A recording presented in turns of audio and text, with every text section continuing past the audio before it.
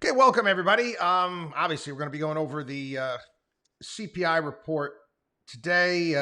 6.5% basically came in line with expectations. Pre-market futures gone wild. Timestamp on 11 a.m. Eastern time. But last time I checked, Dow was up, S&P was up, Nasdaq was down a little bit. I'm going to continue to see volatility moving forward, but obviously, for the most part, they're saying that inflation is going in the right direction. However, this report it's exhausting to me because we've gone over this here on the program. I don't know how useful this is. I'm still trying to get the point behind a report that is yesterday's news. Again, everybody's got weather apps on their phone. I do a lot of traveling. Want to be prepared where I want to go. Want to check to see what the weather's going to be like. If I'm going to be outside watching the kids playing lacrosse or coaching, how should I be dressed? Got to see what the forecast is. Now, does yesterday's forecast do me any good? It's absolutely useless. And the reason why I bring this up in regards to the CPI is in the actual report, they're showing that rents and real estate are going up. Now, we know that this is not true. We know that this is just ridiculous. We do know that certain things have gone up in price. Actually had a meme sent to me yesterday, and it was in regards to Valentine's Day. And it said, this Valentine's Day, buy your significant other or buy your wife something expensive. And there's a guy holding a dozen eggs and presenting it to a girl. These things have not come down. But I'd like to say again, how in the world is the Fed going to fix the egg problem? They're going to solve avian flu. They're going to deal with the supply issues. How are they going to do that? How are they going to bring the price of eggs down? How are they going to bring the price of any food out there? How are they going to go about doing that? This is the bare necessities. We've talked about this in the past. The things that people use every single day, utilize every single day. I can't do anything about that. And again, you watch these economists from various different investment firms out there, and again, they're economists. They went and they took their classes. And, they're basically reading out of a textbook based upon what the Fed needs to do. And I actually listened to a couple of them today, so it's okay. The Fed told us that they got to inflict pain. They were getting asked about putting people onto the unemployment line. Again, you and I, okay, we can use logic and reason in our thinking.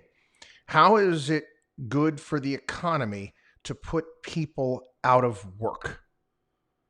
How is it good for our country to put people out of work? And therefore, we got to go ahead and we've got to spend money supporting them when they're not working via unemployment and food stamps. You mean to tell me, all you wizard of smart economists out there, that is the remedy? That is the remedy. And it's going back. I said it here on the program. I mentioned it was on Fox Business last week.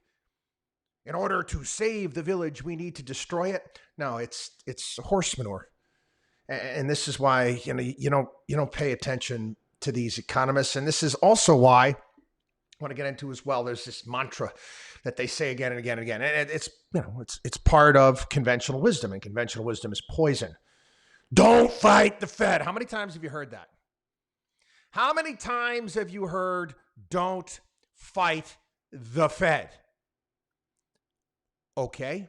Let's play a little game. Let's go back to 2021. Let's go back to the summer of 2021 when we here on the show were talking about inflation, and it's getting a little out of control, and the Fed needs to maybe raise rates a little bit, try to tamp this thing down. Also dealing with supply issues. We had supply chain issues that went into early 2022.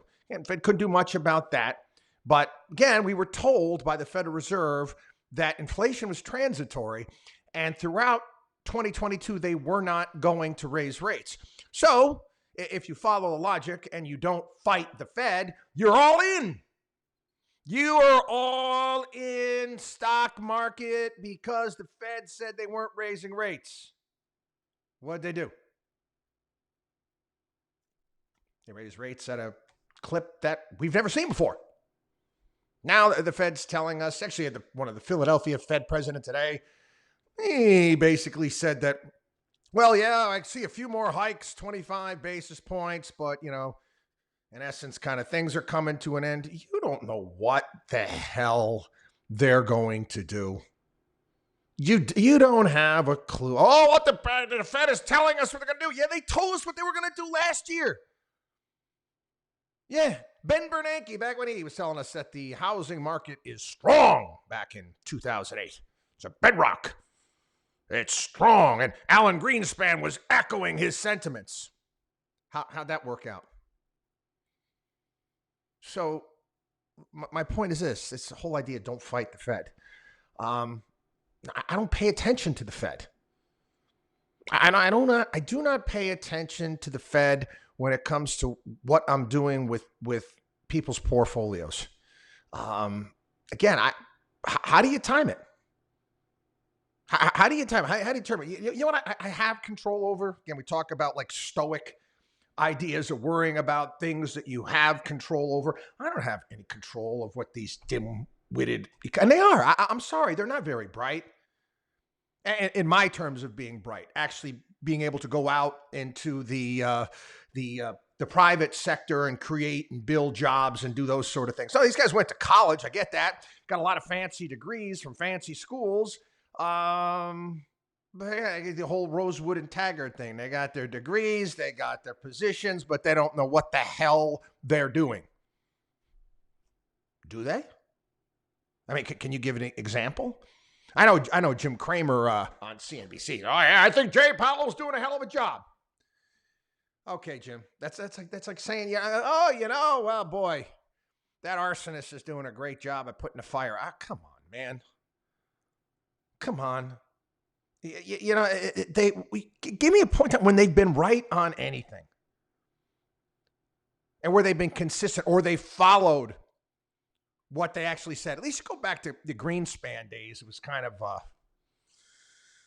I think it was much forward guidance. It was kind of a mystery.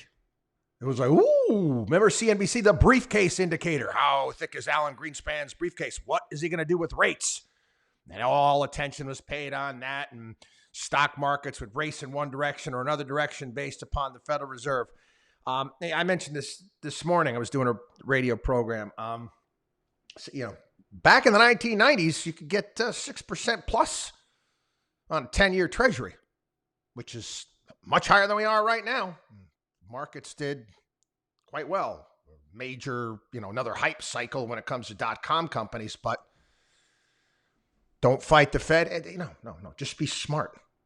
Just be smart in regards to what you put into your portfolio. Know that you can't call what the Fed is going to do. You're just guessing. You're playing roulette, is what you're doing. So why bother? Why bother? I can't concern myself with what they're going to do over the next couple of quarters. I mean, that's all anybody talks about. Are they going to pause? Are they going to pivot? The other one's recession. Are we going into a recession? I'm going to be honest with you. Based upon the employment data that I'm seeing right now, he's got over 10 million job openings in the United States. And I know certain companies called for layoffs, but again, you can fall out of bed and get a job here in this country. The NBER, which calls recessions, they take employment into account. We just went down to 3.5%. Great. I like the CPI. I want to see unemployment go down. I want to see people get back into the labor force. I know they're talking about wage inflation. Give me a break. Okay, companies will be more productive, and I think that wage inflation is going to come down to some degrees based upon productivity, which is going to go up because some of these companies are being smart in regards to who they're getting rid of. Again, any of these things the Fed can fix? No. And again, last year, 2 quarters in a row, negative economic growth. What does that mean? That is a textbook definition of a recession. It's not going to get called because of unemployment. And, I'll circle back again to 2008, 2009. It took the NBER over a year to call that recession, to actually say that there was one. At that point in time, what? Markets were racing through the roof. Again, worry about things that you have control over, people. Anyway, I want to talk about this phenomenal piece today by Daniel Henninger. I've mentioned this before here on the program. I'm an equal opportunity basher. I go after both sides. I used to be a member of the Republican Party. I left a long time ago just simply because they just lie. I mean, they say they're going to do something and they don't do it. One of the things that I've been basically, banging my fist on this table for years is in regards to federal spending. Well, Henninger had a piece today talking about why and how federal spending has exploded. And he goes back, they're talking right now about the recent fight and the dust up there in Congress, McCarthy and fighting Matt Gaetz and Lauren Boebert about spending. But anyway, he goes back to the early 1960s. Early 1960s, Illinois Senator from Central Casting, Everett Dirksen, famously intoned about spending $1 billion here, $1 billion there. Dirksen didn't live long enough to see it become $100 billion here, $1 trillion there. Then they go to Richard Nixon. Richard Nixon tried to block Congress from spending by using this presidential impoundment authority, refusing to spend money appropriated by Congress.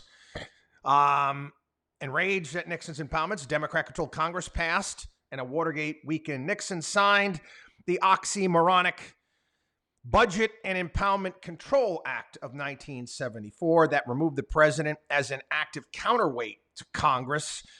And basically it said that it created congressional government and inevitably chaos.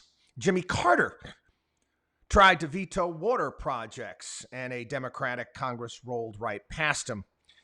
Even Ronald Reagan signed all or nothing spending bills. So when we got the Byrd Rule, that came in 1985, named after Robert Byrd from West Virginia. And it was there to restrict non-budgetary provisions from spending bills. 1996, you had the Line Item Veto Act, which was sponsored by Bob Dole, and it was used by Bill Clinton 82 times. Out of those 82 times, Congress overrode 39 of his item vetoes. The Supreme Court declared it unconstitutional in 1998. You know who voted for the line item veto? Chuck Schumer did.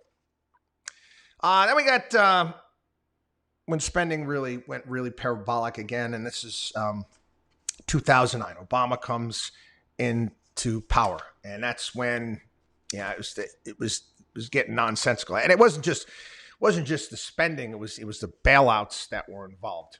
And again, we can have a conversation about the money that was lent to certain Wall Street firms, but it wasn't just there. It was also, remember the automakers. We broke thousands of years of contractual law in regards to some of the things that the Obama administration did. It was the HANT programs. It was the takeover of student loans. So that's where the Tea Party came about. And I was pretty heavily involved in that back in that point in time. And interestingly enough, everybody who was involved with the Tea Party was deemed some sort of far right wing nut job, when the whole purpose behind the entire thing was just getting government spending out of control.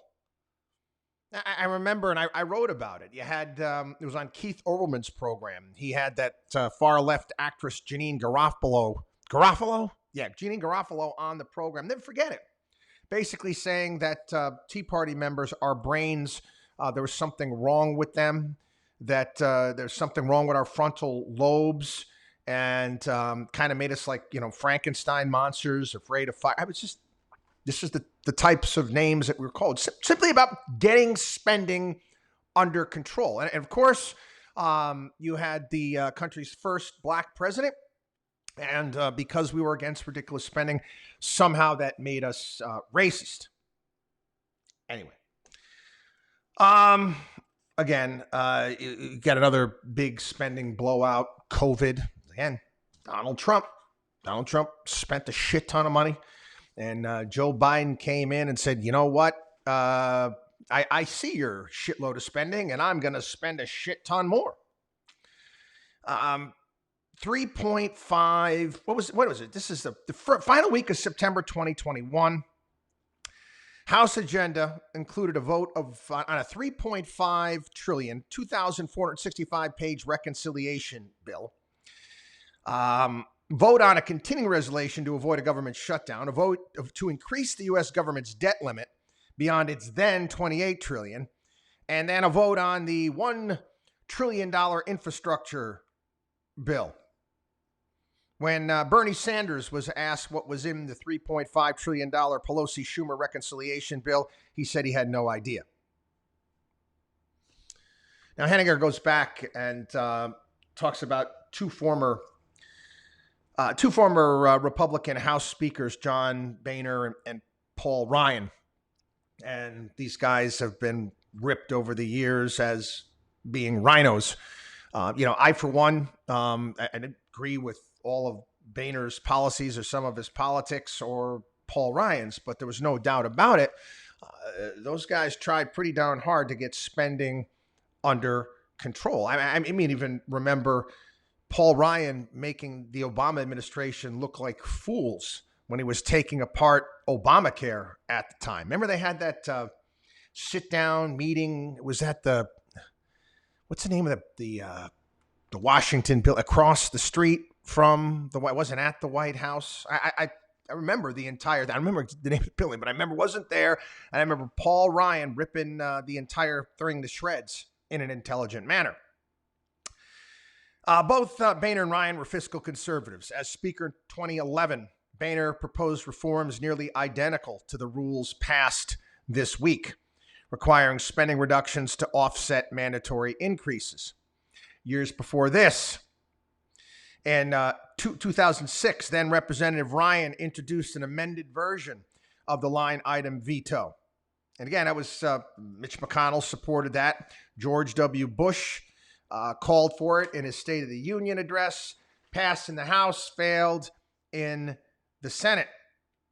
Now, an example of a real Republican revolt against its own leadership. Look to 2005, when 25 House rebels successfully fought Dennis Hastert to get a guarantee that spending limits they approved at the start of the year would be enforced at year's end, and not without a floor debate. Again, Mike Pence was involved in that. Again, what do we have right now? I mean, we've got, Republican House right now. We're going to see what they're going to do. Presidents in the past who supported itemized spending control authority included Trump, Obama, both Bushes, Clinton, Reagan, Ford, Nixon, Eisenhower, Truman, FDR, and Grant. Now, Biden is not going to do this, but Henninger's calling for any candidate in 2024 to definitely be behind it. And again, at some point in time, we've got to get it under control. Going back to what we were talking about in regards to the Tea Party and all of us Tea Party members back in the day being racist. We're rednecks. I did a bit there. I remember back. You remember the comedian Jeff Foxworthy? You might be a redneck. Yeah, I said, you might be a redneck. I actually did a piece on it here. Where did I write this down? You might be a redneck if you feel that it's prudent to live within one's means. You realize that whenever the high priests from the Church of Unintended Consequences get involved in the private sector, they make matters much worse. You might be a redneck if you think that thousands of years of precedent set in contract law should be followed. Again, that was the nonsense that was taking place at the time with the automakers. You might be a redneck if you think that Social Security is a bit of a Ponzi scheme. You might be a redneck if you think a person should be judged based on the content of his character rather than the color of his or her skin. You might be a redneck if you think Al Gore is some sort of quasi Bond villain. Again, I was dating myself. You got the other left, far left greenies right now that have taken over. And you might be a redneck if you think that the United States Constitution should be followed rather than ignored. Again, I say this again. Listen, people, I'm all for government safety nets. I have no problem helping out our fellow man, but you gotta. There's a difference between help and reward. Again, we screw up on a regular basis here when it comes to this, and we get people addicted to handouts and giveaways, the whole entitlement stuff that, again, needs to be handled and addressed, and quite frankly, it's not. Again, it's early on. I don't know what McCarthy is going to do. I know they're patting themselves on the back. I mentioned this. Oh, yeah, IRS on the chopping block. No, it's not. No, it's not. The only tools that I see them have is, again, you're dealing with the debt ceiling. At some point in time, you're gonna have to use that.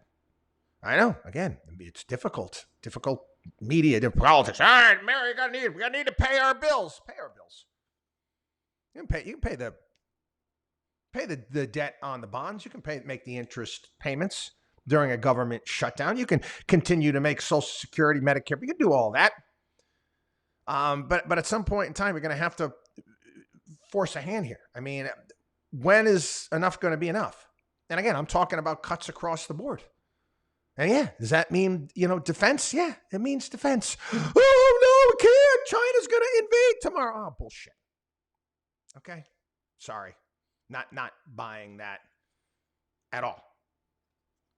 Anyway, and again, you take a look at even what's happening. Another one of our big nemesis in the world, Russia. Russia's having a tough time in the Ukraine, for crying out. Ukraine's begging us for weapons and guns and bullets and the EU and all this stuff, and they're putting up quite a fight against the mighty bear. Anyway, moving on. Sam Bankman-Fried put out a large, piece saying that it's not my fault. I didn't do anything wrong. I'm not a crook type of a situation here, saying that, it was Binance's fault. I didn't do it. They did it. It was their fault. I could have raised the money. There's no money. You people are not dealing with money. You're just making shit up. You're just making crap up. That's all. You're just coming up with coins and whatever it may be, and you're calling this shit a store of value. People lost a lot of money on this, and I'm honest with you all the time. Sorry, I find it. I don't really feel sorry anymore. Am I becoming jaded, becoming cold-hearted? No, man. I'm sorry. You're greedy. Okay, you wanted to get rich quick. I talk about greed and fear set the trap. You were greedy. If you weren't greedy, if you weren't trying to get rich quick, you wouldn't have done this stupid shit. You guys were all partying like rock stars at a big Bitcoin conference down in Miami and paying for tables and fancy champagne and all this crap. And now you're broke, busted, and disgusted. Did you work for anything? Any of it at all? Was there any work involved? Ooh, you happen to ride a hype cycle up in made up money. What did you think was going to happen? We warned you again and again and again. Yeah, mark my words, okay? This SBF is going to weasel his way out. He's going to find a way to weasel his way out. He's pretty well connected and paid off a hell of a lot of politicians. Anyway, I'm going to call it a day, kids. WatchDog on WallStreet.com. WatchDog on WallStreet.com. We'll see you.